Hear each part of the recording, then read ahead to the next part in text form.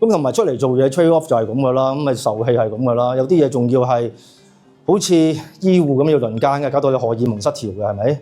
有啲要成日企嘅，例如教師啊，例如 retail 啊，有啲真係要帶阿媽翻工嘅，例如 CS 啊咁樣。但係你計嗰條數，你做咁 OK 㗎，冇問題㗎。咁但係而家即係你太太同我講，你計咗條數，你計咗8年，突然之間唔啱數，咁我就覺得係你唔啱數嘅，啱唔啱先？大家有冇係企阿蘇嗰邊㗎？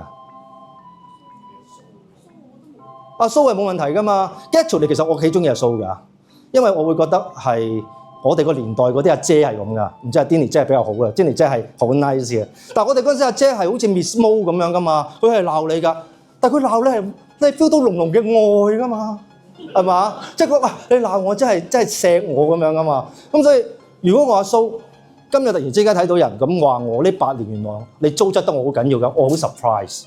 但阿蘇冇 surprise。因為有人問佢：喂，泰山咁話你喎，你點睇啊？